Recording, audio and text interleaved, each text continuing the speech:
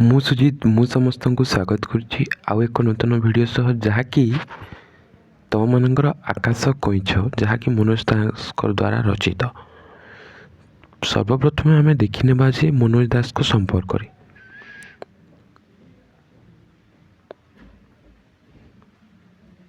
ମନୋଜ ଦାସ ଯିଏକି ଆଧୁନିକ ଯୁଗର ଜଣେ କବି,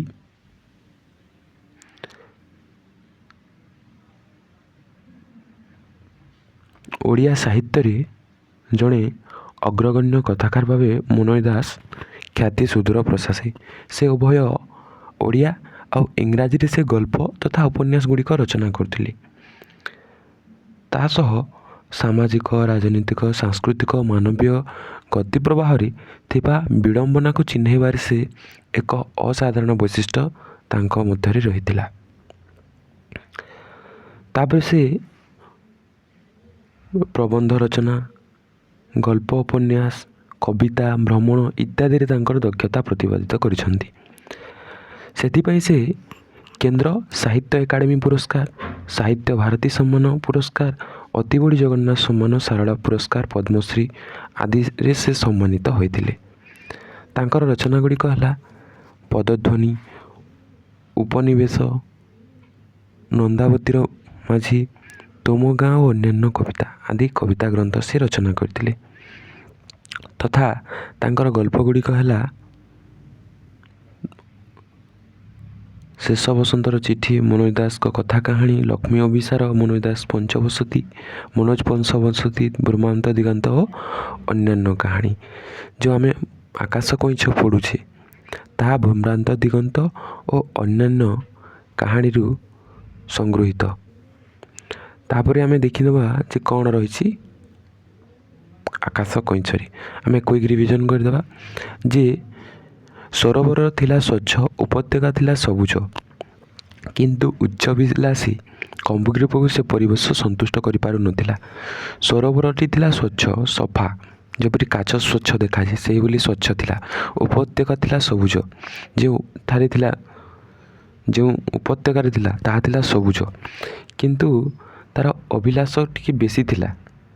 ତେଣୁ ତାହାକୁ ସେହି ଉପତ୍ୟକା ଓ ସ୍ୱଚ୍ଛ ପରିବେଶ ଭଲ ଲାଗୁନଥିଲା, ସନ୍ତୁଷ୍ଟ କରିପାରିନଥିଲା। ଦିଗନ୍ତ ପ୍ରତି ଦୃଷ୍ଟି ପ୍ରସାରିତ କରି ସେ ଛାଡ଼ୁଥିଲା ଦୀର୍ଘ ନିଶ୍ୱାସ। ଏଫାଲେ ସେଫାଲେ ସବୁଆଡ଼େ ଦେଖିକି ସେ ଦୀର୍ଘ ନିଶ୍ୱାସ ଛାଡ଼ୁଥିଲା। ଦୂରର ପର୍ବତ ଶ୍ରେଣୀ, ସେପାରିସ୍ଥ ସରୋବରମାନ କେତେ ସ୍ୱଚ୍ଛତର ଓ ଉପତ୍ୟକାମାନ କେତେ ସବୁଜତର ହୋଇନଥିବ। ସେ ବିହଙ୍ଗଟିଏ ନ ହୋଇ କଚ୍ଛପଟିଏ ହୋଇଥିବା ହେତୁ ନିଜକୁ ଧିକ୍କାର ବୋଲି ମନେ କରୁଥିଲା। ତ ସେ ଭାବୁଥିଲା ମନେ ମନେ ଯେ ପର୍ବତ ସେପାରିସ୍ଥ ସରୋବର କେତେ ସ୍ୱଚ୍ଛ ନ ହୋଇଥିବ, କେତେ ସବୁଜତର ହୋଇନଥିବ। ଅର୍ଥାତ୍ ଯେଉଁଠାରେ ସେ ରହୁଥିଲା ତାହାଠାରୁ, ସେହି ସ୍ଥାନଠାରୁ ମଧ୍ୟ ତାହା ବହୁତ ସୁନ୍ଦର ସ୍ୱଚ୍ଛ ହୋଇଥିବ ବୋଲି ସେ ମନେ କରୁଥିଲା।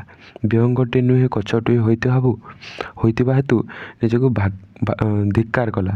ସେ ଗୋଟେ ପକ୍ଷୀଟିଏ ହେବା ପାଇଁ ଇଚ୍ଛା କଚ୍ଛପ ହେତୁ ସେ ନିଜ ଭାଗ୍ୟକୁ ଧିକ୍ ଧିକ୍ ମନେ କରୁଥିଲା। ତାପରେ ସମୟ ସମୟରେ କୋଲକୁ ଉଠିଯାଇ ସେ ମୃଦୁ ସମୀରଣରେ ବିଚରଣ କରୁଥାଏ। ଅର୍ଥାତ୍ ଯେପରି ଭାବରେ କଚ୍ଛମାନେ ଉପରକୁ ଟିକେ ଆସିଥାନ୍ତି, ତାଙ୍କ ମୁଣ୍ଡକୁ ଦେଖାଇଥାନ୍ତି, ସେହିଭଳି ସେ ଆସିକି ବିଚରଣ କରୁଥିଲା। କେତେବେଳେ ଲତାପତ୍ର ଦେହରୁ ଶିଶିର ବିନ୍ଦୁଟିଏ ଚାଟିଦିଏ ତ କେତେବେଳେ ଘାସ ଫୁଲଟିଏ ଚୋବାଇ ପକାଏ। ତ ଲତାରେ ଥିବା କାକର ଶିଶିର ବିନ୍ଦୁ ଗୁଡ଼ିକ ଥାଏ, ଶୀତ ଦିନ ତୁମେମାନେ ଦେଖିଥିବ। ତଥା କେତେବେଳେ ଘାସ ଫୁଲଟିଏ ଚୋବାଇ ପକାଏ, ତ ଘାସକୁ ଖାଇ ଦେଉଥାଏ ସେ ଘାସର ଫୁଲ। କିନ୍ତୁ ଦୂରଦୂରାନ୍ତ ଅଜଣା ଜାଣିବାର ପିପାସା ସେଠି ବଢ଼େ ସିନା, କମେ ନାହିଁ। ଅର୍ଥାତ୍ ସେଇ ପାହାଡ଼ର ସେପାରିସ୍ଥ କ'ଣ ଥିବ, କିପରି ଥିବ, ସେ ଜାଣିବାରେ ବହୁତ ଇଚ୍ଛା ପ୍ରକାଶ କରେ। ତାହା କମେ ନାହିଁ, ତାହା ବଢ଼ୁଥାଏ ଇଚ୍ଛା ପ୍ରକାଶଟା। ଥରେ ସେ ଆଖି ବୁଜି ବିମୁଗ୍ଧ କଳ୍ପଲୋକରେ ଦେଖେ ଭଲିକା ଅଜବ ଦୃଶ୍ୟ, ବହୁତ ଗୁଡ଼ିଏ ଅଜବ ଦୃଶ୍ୟ ସେ ଭାବୁଥାଏ। ଯେଭଳି ଆମେ ମନେ ମଧ୍ୟ ଭାବିଥାଉ ଯେ କିଭଳି ହେଇଥିବ, କିପରି ହେଇଥିବ ଗୋଟେ ନୂଆ ଜାଗାକୁ ଗଲା ସମୟରେ, ଠିକ୍ ସେହିପରି ଭାବରେ ସେ ମଧ୍ୟ ବହୁତ ଗୁଡ଼ିଏ ସ୍ୱପ୍ନ ଦେଖିଛି। ଗୀତ ବୋଲି ପାରୁଥିବା ଗଛଲତା, ମେଘମାଲା ଭିତରୁ ସିଧାସଳଖ ଝରି ଆସୁଥିବା ସାତରଙ୍ଗୀ ନଦୀ, ପ୍ରଶସ୍ତ ସଦନରେ ଏକତ୍ରିତ ସ୍ୱନାମଧନ୍ୟ ନର ଓ ବାନର ବର୍ଗରେ ଲାଙ୍ଗୁଳର ଉପଯୋଗିତା ସମ୍ପର୍କରେ ତର୍କସଭା ଇତ୍ୟାଦି। ତ ସେ ବହୁତ ଗୁଡ଼ିଏ ଜିନିଷ ସେ ଭାବି ଦେଇଛି। ଗୀତ ବୋଲି ପାରୁଥିବା ଗଛଲତା, ଅର୍ଥାତ୍ ଗଛଲତା ଗୁଡ଼ିକ ସେଥିରେ ସେମାନେ ଗୀତ ଗାଉଥିବେ। ତ ମେଘମାଳାରେ ସିଧାସଳଖ ଝରି ଆସିବ ସାତରଙ୍ଗୀ ନଦୀ, ଅର୍ଥାତ୍ ମେଘମାଳାର ଆସୁଥିବା ସେଇ ଇନ୍ଦ୍ରଧନୁ ଭଳିଆ ନଦୀ ପ୍ରଶସ୍ତ ସଦନରେ ଏକତ୍ରିତ ସ୍ୱନାମଧନ୍ୟ ନର ଓ ବାନରମାନଙ୍କ ମଧ୍ୟରେ ଲାଙ୍ଗଳର ଉପଯୋଗିତା ସମ୍ପର୍କରେ ତର୍କ ସଭା। ନର ଓ ବାନର ମଧ୍ୟରେ ଲାଙ୍ଗୁଳକୁ ନେଇକି ଗୋଟେ ଉପଯୋଗିତା ସମ୍ପର୍କରେ ତର୍କ ସଭା ହେଉଥିବ। ସେ ବହୁତ ଗୁଡ଼ିଏ ଜିନିଷ ଭାବି ଦେଇଛି। ତାପରେ ଷ୍ଟୋରି ଆସିଲା ମେନ୍ ପଏଣ୍ଟକୁ। ତ ପ୍ରତିବର୍ଷ ବର୍ଷା ଋତୁ ହେଲେ ଦୁଇଜଣ ହଂସ ସେହି ସରୋବରକୁ ଆସିଥାନ୍ତି। ସେ ଦୁଇଜଣ କିଏ କିଏ? ନା ସଙ୍କଟ ଏବଂ ବିକଟ। ତୁମମାନଙ୍କର ପ୍ରଶ୍ନ ଆସେ ବର୍ଷା ଋତୁ ହେଲେ କିଏ କିଏ ଆସିଥାନ୍ତି? ନା ସଙ୍କଟ ଓ ବିକଟ ଦୁଇଟି ହଂସ ସେହି ସରୋବର ବା ପୋଖରୀ ଆମେ କହିପାରିବା ସେଠାକୁ ଆସୁଥିଲେ। ପର୍ବତ ଶ୍ରେଣୀ ସେପାରିସ୍ଥ ଏକ ବୃହତ ସରୋବରକୁ ଯିବା, ପୋଖରୀ ତ ହେବନି, ଟିକେ ବଡ଼ ହେବ। ତ ବୃହତ୍ତର ସରୋବରକୁ ଯିବା ମାର୍ଗରେ ସେମାନେ ସେଠାରେ ସପ୍ତାହେ ବିଶ୍ରାମ କଲେ। କେତେ ଦିନ ବିଶ୍ରାମ କଲେ? ନା ସପ୍ତାହେ ବିଶ୍ରାମ କରନ୍ତି ସେମାନେ ପର୍ବତ ସେପାରିସ୍ଥ ଯିବା ପାଇଁ, ଯେଉଁଟାକୁ କି ଆମ କମ୍ବୁଗ୍ରୁବ ଯେ ହିରୋ ସେ ଯିବା ପାଇଁ ଚେଷ୍ଟା କରୁଛନ୍ତି, ଭାବୁଛନ୍ତି ବିମୁଗ୍ଧ କଳ୍ପଲ କରି ଗଭୀର ଆଗ୍ରହ ସହକାରେ। ତାଙ୍କର ଏକ୍ସାଇଟମେଣ୍ଟ ବଢ଼ିଯାଇଛି କମ୍ବୁଗ୍ରୀବଙ୍କର ତଥା ସେମାନଙ୍କ ଆଗମନକୁ ଅପେକ୍ଷା କରି ହଂସ ଯୁଗଳ କଚ୍ଛପର ଅନୁସନ୍ଧିସା ସମ୍ପର୍କରେ ଅଭିହିତ ଥିଲେ। ତ ହଂସ ଦୁଇଟି କିଏ? ସଙ୍କଟ ଏବଂ ବିକଟ। ସେମାନେ ତା'ର ଇଚ୍ଛାକୁ ଜାଣିପାରିଛନ୍ତି, ତେଣୁ ସେମାନେ ଚାହିଁଛନ୍ତି ଯେ ତାହାକୁ କେତେ ଗୁଡ଼ିଏ ମନୋରଞ୍ଜନ କାହାଣୀ, ଏଣ୍ଟରଟେନମେଣ୍ଟ ଦେଉଥିବା କାହାଣୀ ଗୁଡ଼ିକ ଶୁଣାଉଥିଲେ। ଦିନକୁ ଘଣ୍ଟେ କିମ୍ବା 2 ଘଣ୍ଟା ସେମାନେ ତାକୁ ସେ କାହାଣୀ ଗୁଡ଼ିକ କହୁଥିଲେ। ସେମାନଙ୍କ ଭିତରେ ବନ୍ଧୁତା ଯଥେଷ୍ଟ ଦୃଢ଼ୀଭୂତ ହୋଇଥିଲା। ତାଙ୍କ ମଧ୍ୟରେ ଗୋଟେ ଫ୍ରେଣ୍ଡସିପ୍ ହୋଇଯାଇଥିଲା ଏବଂ ଦିନେ କମ୍ବୁଗ୍ରୀବ ସେମାନଙ୍କ ସହିତ ପର୍ବତ ଶ୍ରେଣୀ ସେପାରିସ୍ଥ ସରୋବରକୁ ଯିବାର ଇଚ୍ଛା ପ୍ରକଟ କରିଛି। ନା ମୋତେ ବି ଯିବାର ଅଛି ବୋଲି ସେ କହିଛି। ପ୍ରସ୍ତାବର ବିଜ୍ଞତା ସମ୍ପର୍କରେ ଯଥେଷ୍ଟ ସନ୍ଦେହ ହେବା ସତ୍ତ୍ୱେ ହଂସଦେବ ପ୍ରଥମେ ଅର୍ଦ୍ଧକୋଶ ପଥ ଯାଏଁ ଏକ ପରୀକ୍ଷାମୂଳକ ପଦକ୍ଷେପ ନେବେ ବୋଲି ସେ ରାଜି ହେଲେ। ତ ପ୍ରଥମେ ଗୋଟେ କ'ଣ କରାଗଲା? ନା ଟେଷ୍ଟ କରାଗଲା। ଯେଭଳି ଆମକୁ ଟେଷ୍ଟ କରାଯାଏ, ଏଣ୍ଟ୍ରାନ୍ସ ପରୀକ୍ଷା ଦେବାକୁ ପଡ଼ିଥାଏ, ସେଇଭଳି ଭାବରେ ଗୋଟେ ଟେଷ୍ଟ ଦେବାକୁ ପଡ଼ିଲା। ତାପରେ ସେମାନେ ଉପରକୁ ଗତି କରିବେ। ତ ପ୍ରଥମେ ଯେଉଁ ଟେଷ୍ଟ ହେଲା ତାହା କିପରି ଭାବରେ ହେଲା? ନା ସଙ୍କଟ ବିକଟ। ଏଠୁ ତୁମମାନଙ୍କର ପ୍ରଶ୍ନ ଆସେ ସଙ୍କଟ ବିକଟ କାମୁଡ଼ି ଧରିଲେ ଖଣ୍ଡିଏ କାଠିର ଦୁଇ ପ୍ରାନ୍ତ, ଅର୍ଥାତ୍ ଗୋଟେ ପାଖକୁ ବିକଟ ଧରିଲା ବେଳେ ଆଉ ଗୋଟେ ପାଖକୁ ସଙ୍କଟ ଧରିଛି। କାଠିର ମଧ୍ୟଭାଗକୁ କାମୁଡ଼ି ଧରିଲା କିଏ? ନା କମ୍ବୁଗ୍ରୀବ, ଯେଉଁଭଳି ସେମାନେ ଉଡ଼େଇ ନେବେ ଦୁଇ ଜଣଙ୍କୁ। ତାପରେ ସେମାନେ ଶୂନ୍ୟକୁ ଉଠିଲେ, ଅର୍ଥାତ୍ ଉପରକୁ ଆକାଶକୁ ଉଡ଼ିଲେ। ଏହି ପ୍ରଣାଳୀ ଅର୍ଦ୍ଧକୋଶ ଅତିକ୍ରମ କରି ସେମାନେ ଅନୁଚ୍ଚ ପାହାଡ଼ ଉପରେ ଅବତରଣ କଲେ, ଅର୍ଥାତ୍ କମ୍ ଉଚ୍ଚ ଥିବା ଗୋଟେ ପାହାଡ଼ରେ ସେମାନେ ଲ୍ୟାଣ୍ଡ କରିଛନ୍ତି ବା ଅବତରଣ କରିଛନ୍ତି। ତାପରେ ଗୋଟେ ପ୍ରଶ୍ନ ଆସେ ତୁମମାନଙ୍କର ପରୀକ୍ଷା ସଫଳ ବୋଲି କିଏ କହିଲା? ନା ମୃଦୁହାସ୍ୟ ସହକାରେ ବ୍ୟକ୍ତ କଲା ବିକଟ। ତୁମମାନେ ଏଭଳି ଭାବରେ ମନେ ରଖିପାରିବେ ଯେ ବିଫଳ ହେଲା ନାହିଁ, ବିକଟରୁ ବିରୁ ଗଲା ବିଫଳ ହେଲା ନାହିଁ। ଏଥିରେ ପରୀକ୍ଷା ସଫଳ ବୋଲି କିଏ କହିଲା? ନା ବିକଟ କହିଲା। ତାପରେ ଏଥର ବନ, ପର୍ବତ, ନଗର, ଜନପଦ ଉପର ଦେଇ ନିରବଚ୍ଛିନ୍ନ ଗତିରେ, ଅର୍ଥାତ୍ କଣ୍ଟିନ୍ୟୁଅସ୍ ପ୍ରୋସେସ୍ରେ ନ ଅଟକି ଉଡ଼ିଯିବାକୁ ପଡ଼ିବ। ଶୂନ୍ୟରେ ଥିବା ଯାଏ ମୁହଁ ଖୋଲିବ ନାହିଁ ବୋଲି କିଏ କହିଲା? ସଙ୍କଟ କମ୍ବୁଗ୍ରୀବକୁ ଚେତାଇ ଦେଲା। କିଏ କାହାକୁ ଚେତାଇଛି? ନା ସଙ୍କଟ କମ୍ବୁଗ୍ରୀବକୁ ଚେତାଇ ଯାଇଛି ଯେ ତୁ ଶୂନ୍ୟରେ ଥିଲାବେଳେ ମୁହଁ ଖୋଲିବୁ ନାହିଁ, ନହେଲେ ସଙ୍କଟ ହୋଇଯିବ ମୁହଁ ଖୋଲିଲେ। ତେଣୁ ତୁମମାନେ ମନେ ରଖିପାରିବ ସଙ୍କଟ କହିଲା। ଏତିକି ମାତ୍ର କରିବା ପାଇଁ ଅବତରଣ କରିବା କ'ଣ ଦରକାର ଥିଲା? କିଏ କହିଛି? ନା କଚ୍ଛପ ଉତ୍କଣ୍ଠିତ ଭାବରେ କହିଛି, ବହୁତ ଆଗ୍ରହ ସହକାରେ କହିଛି ଯେ ଏତିକି କହିବାର ଲାଗି ମୋତେ ଏଠାନେ ଅଟକେଇଛ, ଏତିକି ଖାଲି କରବାର ଲାଗି ମୋତେ ଅଟକେଇଛ ବୋଲି ସେ କହୁଛି। ଅର୍ଥାତ୍ ଏତିକି ମାତ୍ର କହିବା ପାଇଁ ଅବତରଣ କରିବା କ'ଣ ଦରକାର ଥିଲା? କଚ୍ଛପ ଉତ୍କଣ୍ଠିତ ଭାବରେ ପ୍ରଶ୍ନ କରିଛି। ତ ଅବତରଣ ନ କରି ଶୂନ୍ୟ ମାର୍ଗରେ କଥା କହିଥିଲେ ତମ ଅବସ୍ଥା ଶୋଚନୀୟ ହୋଇଯାଇଥାନ୍ତା। କିଏ କହିଛନ୍ତି? ହଂସମାନେ ମନେ ପକାଇ ଦେଇଛନ୍ତି ଯେ ସେମାନେ କାଣା କହୁଛନ୍? ସେମାନେ କହୁଛନ୍ତି ତୋର 12 ବାଜି ଯାଇଥିତା, ଆମର ଭାଷାରେ ଯେନ୍ତା କହିସୁଁ ଆମେ। ଅବତରଣ କରି ଶୂନ୍ୟ ମାର୍ଗରେ ଏକଥା କହିଥିଲେ ତମ ଅବସ୍ଥା ଶୋଚନୀୟ ହୋଇଯାଇଥାନ୍ତା। ତ କମ୍ବୁଗ୍ରୀବ ସେ କୈଫତ ଶୁଣୁନଥିଲା। ବିସ୍ମୟ ତଥା ପୁଳକରେ ସେ ଚତୁର୍ଦିଗ ନିରୀକ୍ଷଣ କରିବାକୁ ଲାଗିଲା, ଅର୍ଥାତ୍ ସେ କିଛି ବି ଶୁଣିଲା ନାହିଁ କାହାର। ସେ ଏପଟ ସେପଟ ଚତୁର୍ଦିଗ ଦେଖିବାରେ ଲାଗିଲା, ଯେଭଳି ଭାବରେ ସେ ବିମୁଗ୍ଧ କଳ୍ପଲୋକରେ ଭାସି ଯାଉଛି। ତ ପୁନର୍ବାର କାଠି ମଝିରେ ଦାନ୍ତ ବସାଇ ପୂର୍ବରୁ କଚ୍ଛପ ଗଦଗଦ କଣ୍ଠରେ କହିଲା। କଚ୍ଛପ କ'ଣ କହୁଛି ଯେ ଇତିହାସରେ ପ୍ରଥମ କଚ୍ଛପ ମହାକାଶ ଚାବି ଭାବରେ ମୋ ନାଁ ଅମର ରହିବ। କିଏ କହିଛି ନା କଚ୍ଛପ କହିଛି ଯେ ଇତିହାସରେ ପ୍ରଥମ କଚ୍ଛପ ଯିଏକି ମହାକାଶରେ ଉଡ଼ିବ, ଯାହାର ନାଁ କି ଅମର ରହିବ ବୋଲି ସେ କହୁଛି। ତାପରେ ପକ୍ଷୀମାନଙ୍କ ସମ୍ପର୍କରେ ଏଠାରେ କୁହାଯାଇଛି କ'ଣ, ତ ହଂସମାନେ ଏଥର ଅପେକ୍ଷାକୃତ ଅଧିକ ସ୍ୱାଚ୍ଛନ୍ଦ୍ୟ ଆତ୍ମବିଶ୍ୱାସ ସହକାରେ ଉର୍ଦ୍ଧ୍ୱକୁ ଉଠିଲେ। ଯେହେତୁ ତାଙ୍କର ପ୍ରଥମେ ପରୀକ୍ଷା ହେଇସାରିଥିଲା ଯେ ଆମେ କଚ୍ଛପକୁ ଉଡ଼ାଇ ପାରିବୁ, ତ ଅପେକ୍ଷାକୃତ ଅଧିକ ସ୍ୱାଚ୍ଛନ୍ଦ୍ୟ ତଥା ଆତ୍ମବିଶ୍ୱାସ ସହକାରେ ହଂସମାନେ ଉପରକୁ ଉଠିବାକୁ ଲାଗିଲେ। ତ ପବନ ଥିଲା ଅନୁକୂଳ, ଆକାଶ ଥିଲା ମେଘମୁକ୍ତ। ତୁମମାନଙ୍କର ଏଥିରୁ ପ୍ରଶ୍ନ ଆସେ ଯେ ପବନ କିପରି ଥିଲା, ଆକାଶ କିପରି ଥିଲା। ପବନ ଥିଲା ଅନୁକୂଳ, ଆକାଶ ଥିଲା ମେଘମୁକ୍ତ। ତେବେ ସୂର୍ଯ୍ୟାସ୍ତ ସମୟ ହୋଇଥିବା ହେତୁ କାଗଜ ଉପରେ ସ୍ୟାହି ବିଞ୍ଚି ହୋଇଗଲା ଭଳି ଆକାଶବ୍ୟାପୀ ବିଞ୍ଚି ହୋଇ ରହିଥିଲେ ପକ୍ଷୀମାନେ। ବହୁତ ଗୁଡ଼ାଏ ପକ୍ଷୀ ରହିଥିଲେ। ଘରଚଟିଆ, ବତାସୀ ବୋଲି ସାଧାରଣ ପକ୍ଷୀମାନେ ଅକଳ୍ପନୀୟ ଦୃଶ୍ୟରେ ବିମୂଢ଼ ପାଲଟି ଯାଇଥିଲେ। କେଉଁମାନେ ବିମୂଢ଼ ପାଲଟି ଯାଇଥିଲେ ବୋଲି ପ୍ରଶ୍ନ ଆସିଲେ, ଘରଚଟିଆ ଏବଂ ବତାସୀ ଲେଖାଯାଇପାରେ। ସେଇ ଦୃଶ୍ୟରେ ସେ କିଏ ବିମୂଢ଼ ପାଲଟିଗଲା ନା ଘରଚଟିଆ ଏବଂ ବତାସୀ, ଯେଉଁମାନେ କି ସାଧାରଣ ପକ୍ଷୀମାନେ ତଥା ପାରା ଓ ଚିଲ ଜାତୀୟ ସମ୍ଭ୍ରାନ୍ତ ପକ୍ଷୀମାନେ ଉଦ୍ବେଗ ପ୍ରକାଶ କଲେ। ତାପରେ ନିରାଶବାଦୀ ପକ୍ଷୀ ବୋଲି କାହାକୁ କୁହାଯାଇଛି, କାଉ। କାଉ କ'ଣ କହିଲା, କାଉ କହିଲା ଯେ ଆକାଶର ଭବିଷ୍ୟତ ଅନ୍ଧକାର। ଅନ୍ଧକାର କି ବୋଲି, ଅନ୍ଧକାର ଯେତେବେଳେ ଆସେ ସେତେବେଳେ କଳା ଦେଖାଯାଏ। ପକ୍ଷୀ ମଧ୍ୟ, କାଉ ମଧ୍ୟ କଳା ଦେଖାଯାଏ। ତ ମାନେ ସେଠୁ ରିଲେଟ୍ କରିପାରିବ ଯେ ଆକାଶର ଭବିଷ୍ୟତ ଅନ୍ଧକାର ବୋଲି ମୁଁ କାହିଁ କେତେ ଦିନରୁ ଭବିଷ୍ୟତବାଣୀ କରି ଆସିଛି। କଚ୍ଛପ ଦ୍ୱାରା ଏ ଆକାଶ ବିଜୟ ସେହି ଅବଶ୍ୟମ୍ଭାବୀ ପରିଣତର ଆରମ୍ଭ ମାତ୍ର। ତାପରେ ତୁମମାନେ କାଉଠାରୁ ମନେ ରଖିବ ଅନ୍ଧକାରକୁ ରିଲେଟ୍ କରିକି ମନେ ରଖିପାରିବ। ତାପରେ ହଂସମାନେ ଯୁଗେ ଯୁଗେ ବିଶ୍ୱାସଘାତକ ମନ୍ତବ୍ୟ ଦେଲା କିଏ ନା ବକଟିଏ ମନ୍ତବ୍ୟ ଦେଇଛି। ବରୁ ବିଶ୍ୱାସଘାତକ ବକ ଏଭଳି ମନେ ରଖିପାରିବ। ହଂସମାନେ ଯୁଗେ ଯୁଗେ ବିଶ୍ୱାସଘାତକ, ବିରୁ ବିଶ୍ୱାସଘାତକ ଆଉ ବରୁ ବକଟିଏ କିଏ ମନ୍ତବ୍ୟ ଦେଇଛି ନା ହଂସମାନେ ଯୁଗେ ଯୁଗେ ବିଶ୍ୱାସଘାତକ। କାଉରୁ ତୁମମାନେ ମନେ ରଖିପାରିବ ଯେ ଅନ୍ଧକାର, ଯେ ଆକାଶର ଭବିଷ୍ୟତ ଅନ୍ଧକାର ବୋଲି ମୁଁ କାହିଁ କେତେ ଦିନରୁ ଭବିଷ୍ୟବାଣୀ କରି ଆସିଅଛି। ତାପରେ ମଣିଷମାନଙ୍କ କ'ଣ କ'ଣ ପ୍ରତିକ୍ରିୟା କରିଛନ୍ତି, ପକ୍ଷୀମାନେ ଗଲେ ତାପରେ ମଣିଷମାନେ କ'ଣ କ'ଣ ପ୍ରତିକ୍ରିୟା କରିଛନ୍ତି। ତ ଆକାଶ ମାର୍ଗୀୟ ସେ ଅଭିନବ ଘଟଣା ମଣିଷଙ୍କ ଭିତରେ ପ୍ରଥମେ ପର୍ବତ ସେପାରି ଅନ୍ତରରେ କେତେଜଣ ଗାଈ ଆଲ ଟୋକା ଅର୍ଥାତ୍ ଗାଈ ଚରୁଆଲି ମାନେ ଦେଖିଛନ୍ତି ସେ ଦୃଶ୍ୟକୁ। ସେମାନେ ଯଥାଶକ୍ତି ହାତ ତାଲି ଦେଇ କଚ୍ଛପ ବାହି ହଂସମାନଙ୍କ ସହ ତାଲ ରଖି ଦୌଡ଼ିଲେ। ଅର୍ଥାତ୍ ସେମାନେ ଯେଭଳି ଭାବରେ ଗଲେ ଏମାନେ ମଧ୍ୟ ତାଙ୍କ ପଛେ ପଛେ ଦୌଡ଼ିବାରେ ଲାଗିଛନ୍ତି। କମ୍ବୁକୀର ଅସୁବିଧା ସତ୍ତ୍ୱେ ଆଖି ପିତୁଲା ତଲକୁ ବୁଲାଇ ସେ ଦୃଶ୍ୟ ଦେଖିପାରିଲା। ତ ଯେତେବେଳେ ସେହି ଗାଈ ଚରୁଆଲି ଟୋକାମାନେ ଦୌଡ଼ିବାକୁ ଲାଗିଲେ ତାଙ୍କ ପଛେ ଅର୍ଥାତ୍ ସେମାନେ ତ ଉପରେ ଉଠୁଛନ୍ତି, ସେମାନେ ତଲେ ଦେଖିବାକୁ ଲାଗିଲେ। ସେ ଦେଖିବାକୁ ପାଇଲେ ଯେ ଆମକୁ କିଏ ଦେଖିବା ପାଇଁ ଦୌଡ଼ୁଛନ୍ତି। ତଥାପି ସେ ଟିକେ ଦେଖିବାକୁ ନଜର କଲା। ତା ଆଖି ପାଇବ କି ଯେତେବେଳେ ସେ ବାଡ଼ିକୁ ଚୋବେଇ ରହିଛି।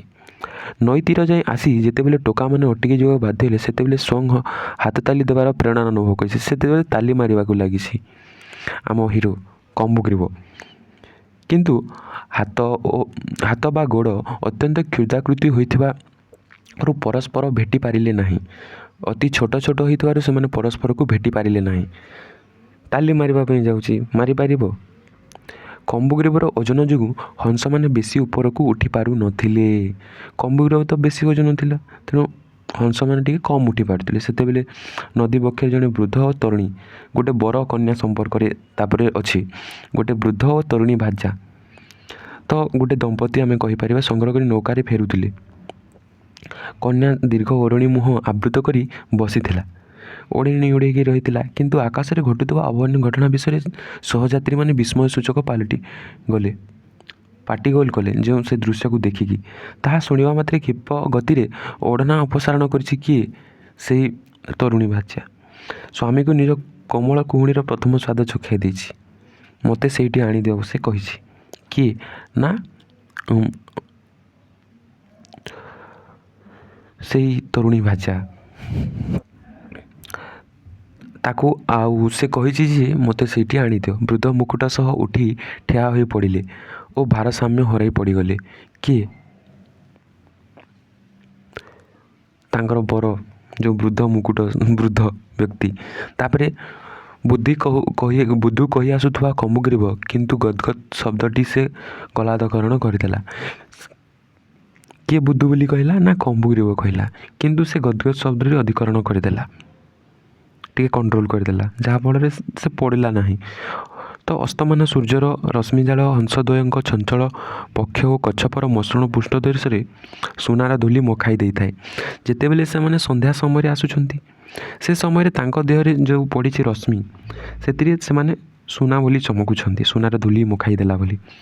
ତାପରେ ଉଡ୍ଡୀୟମାନ ହଠାତ୍ ଏତେକ ବଡ଼ ପାଟିରେ କହିବାକୁ ଉଦ୍ୟତ ହୋଇ କଚ୍ଛପ କୌଣସି ପ୍ରକାରେ ସମ୍ଭାଳିଗଲା। ମୁଁ ଉଡ୍ଡୀୟମାନ ବୋଲି ସେ କହୁଛି ନିଜକୁ, ସେତେବେଳେ କିନ୍ତୁ ସେ ସମ୍ଭାଳି ଦେଲା। ତାପରେ ଅଦୂରରେ ଦେଖାଦେଇଛି ଗୋଟେ ରାଜନଅର ଦେଖିବାକୁ ମିଳିଛି। ଇତିମଧ୍ୟରେ ଲୋକ ଦୌଡ଼ି ଯାଇ ରାଜାଙ୍କୁ ସେ ଅପୂର୍ବ ଦୃଶ୍ୟ କଥା କହିଛନ୍ତି ଯେ 2 ଜଣ ହଂସ ଗୋଟିଏ କଚ୍ଛପକୁ ଉଡ଼ାଇ ନେଉଛନ୍ତି।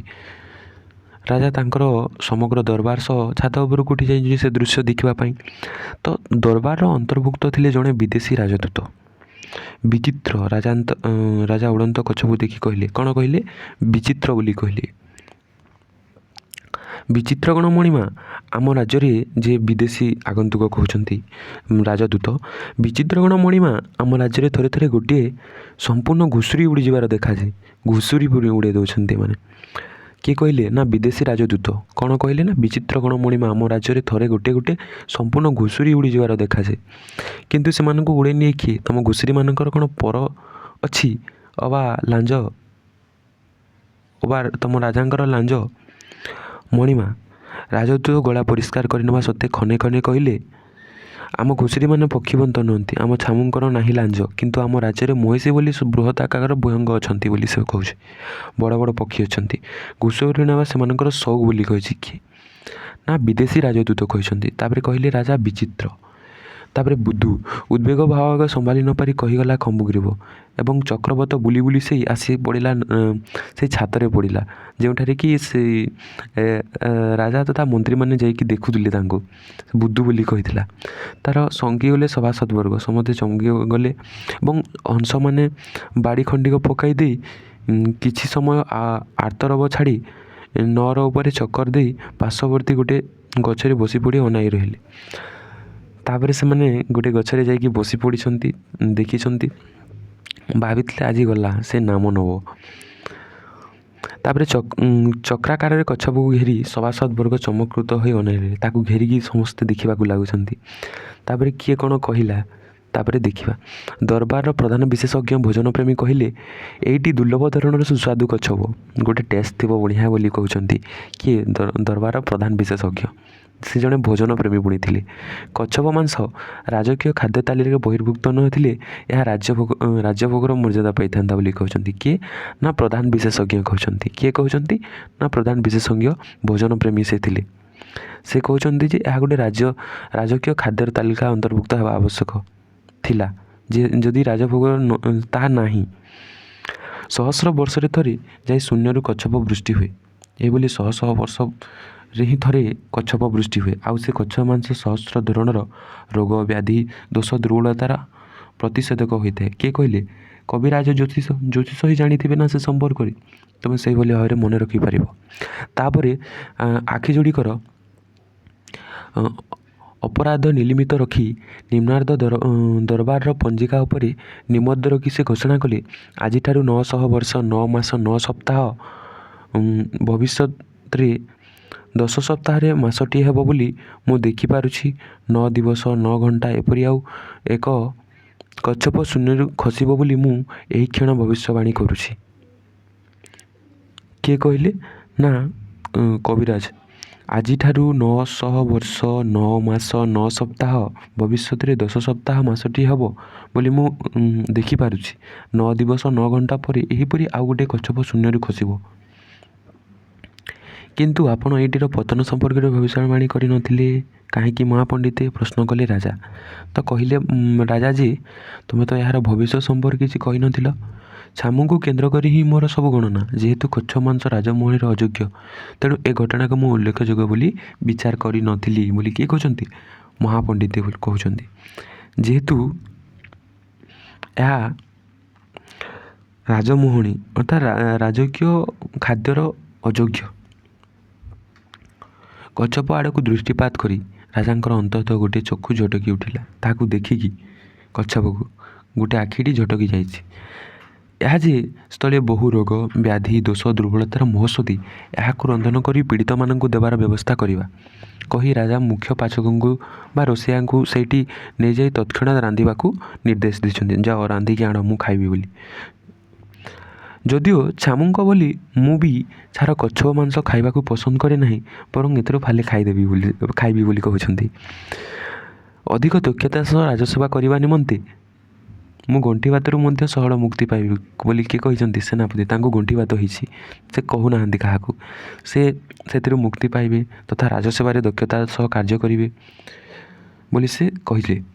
ତ ସେନାପତିଙ୍କ ଘୋଷଣା ପ୍ରତିଧ୍ୱନି ନିର୍ଗତ ହେଲା ସମସ୍ତ ମନ୍ତ୍ରୀ ତଥା ସଭାସଦବର୍ଗ କଣ୍ଠରୁ। ସେମାନଙ୍କର ଅଧିକ ଦକ୍ଷ ରାଜସେବା ନିମନ୍ତେ କିଛି ଅଂଶ ଭକ୍ଷଣ କରିବା ନା କୌଣସି ରୋଗରୁ ସେମାନେ ମୁକ୍ତି ପାଇବା ପାଇଁ ସେ କହିଲେ।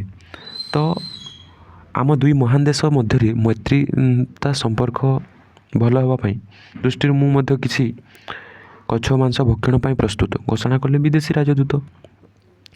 ତ ଇତିମଧ୍ୟରେ ରାଜାଙ୍କର ନିମନ୍ତେ ଚଳନ୍ତି ସିଂହାସନଟିଏ ଛାତ ଉପରୁ ଅଣାଯାଇ ଆସିଥିଲା। ତହିଁରେ ଉପବେଶନ କରିଥାନ୍ତେ ଅନ୍ୟମାନେ ତଳେ ବସିଗଲେ। ଯାହାର ସର୍ବାଧିକ ପ୍ରୟୋଜନ ତାକୁ ହିଁ ମିଳିବ, ଯାହାର ବେଶୀ ଆବଶ୍ୟକତା ଅଛି ତାକୁ ହିଁ ମିଳିବ କଚ୍ଛପ। ସେ କଥା ଆମେ ଦେଖିବୁ। କିନ୍ତୁ ଜୀବ ଶୂନ୍ୟରୁ ଖସିଲା ବୋଲି କିଛି ଗୋଟିଏ କହିଥିଲା, ଯାହାକି ଶୁଣିବାକୁ ମିଳିଥିଲା। ତାହା କ'ଣ?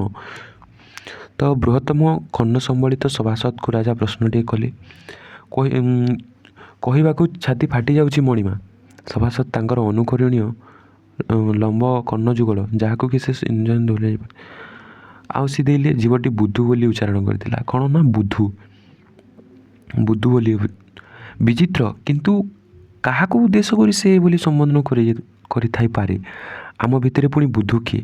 ରାଜା ବିସ୍ମୟ ହିଁ କହିଲେ। କ'ଣ କହିଲେ ନା ବିଚିତ୍ର, କିନ୍ତୁ କାହାକୁ ସେ ଉଦ୍ଦେଶ୍ୟ କରି ବା ସେ ବୋଲି ସମ୍ବୋଧନ କରିଥାଇପାରେ ବୁଧୁ ବୋଲି। ତାପରେ ବାତିଲ ରୀତି କରାଯାଇଛି। ବାତିଲ ରୀତି କ'ଣ ନା ଗମ୍ଭୀର ମୌନତା ଭିତରେ ସଭାସଦବର୍ଗ ପରସ୍ପର ପ୍ରତି ଘନ ଘନ ଦୃକ୍ପାତ କରିବାକୁ ଲାଗିଲେ। ସମସ୍ତେ ଚୁପ୍ ପଡ଼ିଗଲେ। ଯେଭଳି ଆମକୁ ସାର୍ ପ୍ରଶ୍ନ ପଚାରିଲେ ଆମେ ଚୁପ୍ ପଡ଼ିଯାଉ, ସେଭଳି ସମସ୍ତେ ଚୁପ୍ ପଡ଼ିଯାଇଛନ୍ତି ଏବଂ ମୌନ ରହିଯାଇଛନ୍ତି। ବୁଧୁ ସ୍ୱୟଂ ମାନି ନଗଲେ ଆମ୍ଭଙ୍କୁ ବାତିଲ ରୀତି ଦ୍ୱାରା ତାକୁ ଆବିଷ୍କାର କରିବାକୁ ହେବ କହି ଅପେକ୍ଷା କଲେ ରାଜା। ନୀରବତା ସେହିପରି ଘନତର ହୋଇ ଉଠିଲା। ସମସ୍ତେ ଚୁପ୍, ଶାନ୍ତ। ଆମ ସମ୍ମାନିତ ଅତିଥି ବିଦେଶୀ ରାଜଦୂତ ମହୋଦୟ ତାଙ୍କ କୂଟନୈତିକ ବୈଶିଷ୍ଟ୍ୟ ଦୃଷ୍ଟିରୁ ବୁଧୁ ପଦବାଚ୍ୟ ହୋଇ ନ ପାରନ୍ତି। ତାଙ୍କ ପାଖରେ ଯେହେତୁ କୂଟନୈତିକ ଟ୍ୟାଲେଣ୍ଟ ରହିଛି, ତେଣୁ ତାଙ୍କୁ ତ ଆମେ ବୁଧୁ ବୋଲି କହିପାରିବା ନାହିଁ ବୋଲି କହିଲେ ରାଜା। ତାପରେ ହେଁ ମଣିମା। ରାଜଦୂତ ଉଚିତ ଲଜ୍ଜା ସହକାରେ ମୁଣ୍ଡ ହଲାଇ ରାଜାଙ୍କ ବକ୍ତବ୍ୟ ପ୍ରତି ସମର୍ଥନ ଜଣାଇଲେ। କିଏ? ବିଦେଶୀ ରାଜଦୂତ। ହଁ ମଣିମା ବୋଲି କହିଛନ୍ତି।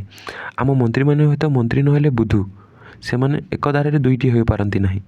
ସେମାନେ ମନ୍ତ୍ରୀ ନହେଲେ ବି ବୁଧୁ, ହେଲେ ମନ୍ତ୍ରୀ କେମିତି ମନ୍ତ୍ରୀ ବି ତ ଠିକ୍ ମଣିମା, ଆମ୍ଭେମାନେ ମନ୍ତ୍ରୀ ମାତ୍ର। ଅଶ୍ୱସ୍ତ ସ୍ମିତ ହସମାନ ଫୁଟାଇ ସେମାନେ ହସି ଦେଉଛନ୍ତି ଏବଂ ମନ୍ତ୍ରୀମାନେ କହୁଛନ୍ତି ହଁ ମଣିମା ବୋଲୁଛ, ଠିକ୍ ମଣିମା ବୋଲୁଛ। ଆମ ସେନାପତି ଯିଏକି ସର୍ବସମ୍ମୁଖରେ ଏପରି ଜଣେ ବିଦେଶୀ ଦୂତଙ୍କ ଉପସ୍ଥିତ ସତ୍ତ୍ୱେ ନିଜ ଗଣ୍ଠିବାତର ରହସ୍ୟ ପ୍ରକାଶ କରିଦେଲେ, ସେ ତ ନିଶ୍ଚୟ ଚେହେରାରୁ ଯେତିକି ଜଣାପଡ଼ିଲେ ତା ତୁଳନାରେ ଅଧିକ ବିଜ୍ଞ। ତାଙ୍କ ପାଖରେ ପ୍ରଚୁର ଜ୍ଞାନ ରହିଛି। ସେନାପତି ବିକଳ ହସ ହସି ସମସ୍ତଙ୍କୁ ମୁହଁକୁ ଅନାଇଲେ। ସେ ହସି ସମସ୍ତଙ୍କୁ ଅନଉଛନ୍ତି। କ୍ରମେ ଏହିପରି ବାତିଲ ରୀତିରେ ଜଣପରେ ଜଣେ ସମସ୍ତେ ବୁଧୁରୁ ମୁକ୍ତ ହେଇଛନ୍ତି। ଯେତେବେଳେ ଶେଷ ଆଶାସନରେ ଦୀର୍ଘଶ୍ୱାସ ଶୁଣାଗଲା, ସେତେବେଳେ ରାଜା ହଠାତ୍ କାନ୍ଦି ଦେଇଛନ୍ତି। ବାକି ରହିଲି ମୁଁ, ଅର୍ଥାତ୍ ମୁଁ ହିଁ ବୁଧୁ ବୋଲି ସେ କହିଛନ୍ତି। ସମସ୍ତ ସଭାସଦ ବର୍ଗ କାନ୍ଦି ଉଠିଛନ୍ତି। କିନ୍ତୁ ରାଜାଟିଏ ବୁଧୁ ହେଲେ କ'ଣ ଚଲିବ? ଆବଶ୍ୟକ ହେଲେ ରାଜା ପରିବାର ପବିତ୍ର ପରମ୍ପରା ଭଙ୍ଗ କରି ମୁଁ ଅସାଧାରଣ କଚ୍ଛପଟି ସମ୍ଭବ ହେଲେ ସମଗ୍ର କଚ୍ଛପଟି ଖାଇଦେଇ ମୁଁ ବୁଧୁ ବ୍ୟାଧିରୁ ମୁକ୍ତ ହେବା ଜରୁରୀ ନୁହେଁ କି? ରାଜା ଏହା କହିସାରି ରନ୍ଧା କଚ୍ଛପ ହସ୍ତେ ସଦ୍ୟ ପହଞ୍ଚିଥିବା ପାଚକକୁ ଇଙ୍ଗିତ ଦିଅନ୍ତେ ଓ ପାଚକର ସହକାରେ ନିଜ ହାତ ପାଆନ୍ତାରେ ଥିବା ମନ୍ତ୍ରୀଟିର ପାଗଡ଼ି ଓଟାରି ଆଣି ରାଜାଙ୍କ କୋଳରେ ବିଛାଇ ଦେଲା ଓ ପାଚକ ତହିଁ ଉପରେ ସପାତ୍ର କଚ୍ଛପ ଥୋଇଦେଲା। ସଭାସଦବର୍ଗଙ୍କ କାନ୍ଦ ଅବ୍ୟାହତ ଥାଉଁ ଥାଉଁ ରାଜା ଗଭୀର ମନୋଯୋଗ ସହକାରେ ପାତ୍ରଟି ଖାଲି କରିଦେଲେ, ଅର୍ଥାତ୍ ସବୁ ଖାଇଦେଲେ ଚୁପ୍ କର ରାଜାଙ୍କ ଧମକ ବୁଲଡୋଜର ଭଳି ସଭାସଦବର୍ଗଙ୍କ କୋହ କାନ୍ଦଣାକୁ ମାଡ଼ି ମକ୍ଜି ନିସ୍ତବ୍ଧ କରିଦେଲା। ସେ ଚୁପ୍ କର ବୋଲି କହିଲେ। ତତ୍ପରେ ନିଶ ପୋଛି ରାଜା ରାଜଦୂତଟି ଉପରେ ଦୃଷ୍ଟି ନିବଦ୍ଧ କଲେ ଓ କହିଲେ, ଶୁଣ ଦୂତ ମହୋଦୟ, ମାସଟିଏ ସମୟ ଦେଲି ତମ ରାଜ୍ୟରେ ସୁଲଭ ଥିବା ମଇଁଷି ଆକାରର ବିହଙ୍ଗରୁ ହଲେ ନେଇ ଆସ। ତ ମଇଁଷି ଆକାରର ବିହଙ୍ଗକୁ ନେଇ ଆସ, ନ ହେଲେ ତମ ରାଜ୍ୟ ଆମର ଏକ ତାଲିକାରେ ପରିଣତ ହେବ ବୋଲି ସେ କହିଛନ୍ତି। ଦୀର୍ଘକାଳ ହେବ ଆମେ କୌଣସି ମହତ କାର୍ଯ୍ୟରେ ହାତ ଦେଇନାହୁଁ। ଫଳରେ ଆମ ସୈନ୍ୟମାନେ ମୋଟେଇ ଯାଉଛନ୍ତି। ସେନାପତି ଗଣ୍ଠିବାତ ଭୋଗ କରୁଛନ୍ତି। ଯୁଦ୍ଧ କାରଣରୁ ହିଁ ଏହା ଦୁର୍ଦ୍ଦଶା ସେନା ବୋଲି ସେ କହୁଛନ୍ତି। ତ ଏହା ଥିଲା ହିରୋ କମ୍ବୁଗ୍ରୁବଙ୍କ ଷ୍ଟୋରି। ନିଶ୍ଚିତ ଭାବରେ ଷ୍ଟୋରିଟି ମନୋଜ ଦାସଙ୍କ ବହୁତ ମଜାଦାର ଅଟେ। ତ କେତେଗୁଡ଼ିଏ ପ୍ରଶ୍ନ MCQ ଟାଇପ୍ କ୍ୱେଶ୍ଚିନ୍। ସରୋବରରେ ଥିବା କଚ୍ଛପଟିର ନାଁ କ'ଣ? ନା କମ୍ବୁଗ୍ରୁବ ଥିଲା। କମ୍ବୁଗ୍ରୁବ କ'ଣ କରୁଥିବାରୁ ପରିବେଶ ତାକୁ ସନ୍ତୁଷ୍ଟ କରିପାରୁନଥିଲା? ନା ସେ ଉଚ୍ଚାଭିଳାଷୀ ଥିଲା, ତେଣୁ ତାଙ୍କୁ ପରିବେଶ ସନ୍ତୁଷ୍ଟ କରିପାରୁନଥିଲା। କଚ୍ଛପଟି କୂଳକୁ ଉଠିଯାଇ କେଉଁଥିରେ ବିଚରଣ କରୁଥାଏ? ନା ମୃଦୁ ସମୀରଣରେ ବିଚରଣ କରୁଥାଏ। କଚ୍ଛପଟି ଆଖି ବୁଜି କେଉଁଠି ଭଲି ଭଲିକା ଅଜବ ଦୃଶ୍ୟ ଦେଖେ? ବିମୁଗ୍ଧ କଳ୍ପ ଲୋକରେ ବା ବିମୁଗ୍ଧ କଳ୍ପ ଦେଶରେ ସେ ଅଜବ ଦୃଶ୍ୟ ଦେଖେ। କେତେବେଳେ ଦୁଇଟି ହଂସ ସରୋବରରେ ଉପନୀତ ହେଉଥିଲେ? ନା ଯେତେବେଳେ ବର୍ଷା ଋତୁ ଆସେ ସେତେବେଳେ ସେମାନେ ଉପନୀତ ହେଉଥିଲେ। ଖଣ୍ଡିଏ କାଠର ଦୁଇ ପ୍ରାନ୍ତକୁ କିଏ କାମୁଡ଼ି ଧରିଛି? ନା ବିକଟ ଏବଂ ସଙ୍କଟ କାମୁଡ଼ି ଧରିଛନ୍ତି। ପରୀକ୍ଷା ସଫଳ ବୋଲି କିଏ କହିଛି? ବିକଟ। ତାପରେ ଶୂନ୍ୟରେ ଥିବା ଯେ ମୁହଁ ଖୋଲିବୁ ନାହିଁ ବୋଲି କିଏ କହିଛି? ସଙ୍କଟ କହିଛି। ଆକାଶର ଭବିଷ୍ୟତ ଅନ୍ଧକାର ବୋଲି କିଏ କହିଛି? ନା କାଉ କହିଛି। ହଂସମାନେ ବିଶ୍ୱାସଘାତକ ବୋଲି କିଏ କହିଛି? ବଗ କହିଛି। କେଉଁ ଶବ୍ଦକୁ କମ୍ବୁଗ୍ରୁବ ଗଲାଧକରଣ କରିଛି? ବୁଦ୍ଧୁକୁ। ରାଜା ଉଡ଼ନ୍ତା କଚ୍ଛପଟିକୁ ଦେଖି କ'ଣ କହିଥିଲେ? ବିଚିତ୍ର ବୋଲି କହିଥିଲେ। ତାଙ୍କ ରାଜ୍ୟରେ କିଏ ଉଡ଼ିଯିବାର ଦେଖାଯାଏ ବୋଲି ବିଦେଶୀ ରାଜଦୂତ କହିଥିଲେ? ନା ଘୁଷୁରି ଉଡ଼ିଯିବାର କହିଥାଏ। ଯାହାକି ଉଡ଼େଇ ନିଅନ୍ତି କିଏ? ମଇଁଷି ସଦୃଶ ପକ୍ଷୀ। ବିଦେଶୀ ରାଜଦୂତଙ୍କ ରାଜ୍ୟରେ କେଉଁ ବୋଲି ବୃହଦାକାରର ବିହଙ୍ଗମାନ ଅଛନ୍ତି ବୋଲି ସେ କହିଥିଲେ? ନା ମଇଁଷି ବୋଲି ବୃହଦାକାରର ପକ୍ଷୀ। କେତେ ବର୍ଷ ଥରେ ଶୂନ୍ୟ କଚ୍ଛପରୁ ବୃଷ୍ଟି ହୁଏ? ସହସ୍ର। କେଉଁ କଚ୍ଛପ ମାଂସ କାହାର ଅଯୋଗ୍ୟ ବୋଲି ପୁହା ପଣ୍ଡିତେ କହିଥିଲେ? ରାଜମୋହନର। କାହା ଆଡ଼କୁ ଦୃଷ୍ଟିପାତ କରି ରାଜାଙ୍କ ଗୋଟିଏ ଚକ୍ଷୁ ଝଟକି ଉଠିଛି? କଚ୍ଛପ ଆଡ଼କୁ ଦେଖି। ସେନାପତି କେଉଁ ରୋଗରୁ ମୁକ୍ତି ପାଇବା ପାଇଁ ପାଲେ କଚ୍ଛପ ମାଂସ ଖାଇବାକୁ ଚାହିଁଲେ? ନା ଗଣ୍ଠିବାତରୁ ମୁକ୍ତି ପାଇବା ପାଇଁ। ତ ଶୂନ୍ୟରେ ଥିଲାବେଳେ କଚ୍ଛପଟି କେଉଁ ଶବ୍ଦ ଉଚ୍ଚାରଣ କରିଥିଲା? ବୁଦ୍ଧୁ। କେଉଁ ବ୍ୟାଧିରୁ ମୁକ୍ତ ହେବା ଜରୁରୀ ବୋଲି ରାଜା କହିଲେ? ବୁଦ୍ଧୁ ବ୍ୟାଧିରୁ ସେ ମୁକ୍ତ ହେବା ଜରୁରୀ ବୋଲି କହିଲେ। ତେଣୁ ସବୁ ଖାଇଦେଲେ କଚ୍ଛପ ମାଂସ। ରାଜାଙ୍କ କୋଳରେ ପାଚକ ସହକାରୀ କ'ଣ ବିଛାଇ ଦେଇଥିଲା? ମନ୍ତ୍ରୀଙ୍କ ପାଉଡ଼ି। ରାଜାଙ୍କ ଧମକ କେଉଁ ବୋଲି ସଭାସଦଙ୍କ କୋହ କାନ୍ଦଣାକୁ ନିସ୍ତବ୍ଧ କରିଦେଇଛି? ବୁଲଡୋଜର ଭଳି। ତାଙ୍କ ରାଜ୍ୟରେ ମଇଁଷି ଆକାରର ବିହଙ୍ଗ କେତେ ନେଇ ଆସିବାକୁ କହିଲେ? ହଲେ ନେଇ ଆସିବା ପାଇଁ କହିଲେ। ମହତ କାର୍ଯ୍ୟ ବୋଲି ରାଜା କେଉଁ କାର୍ଯ୍ୟକୁ କହିଛନ୍ତି? ଯୁଦ୍ଧକୁ ମହତ କାର୍ଯ୍ୟକୁ ବୋଲି କହିଛନ୍ତି। ତ ଏହା ଥିଲା ତୁମମାନଙ୍କର ଆକାଶ କଇଁଛ, ଯାହାକି ମନୋଜ ଦାସଙ୍କର ରଚିତ। ପୁଣି ଦେଖା ହେବା ଆଉ ଗୋଟେ ନୂଆ ଭିଡ଼ିଓ ସହ। Thank you.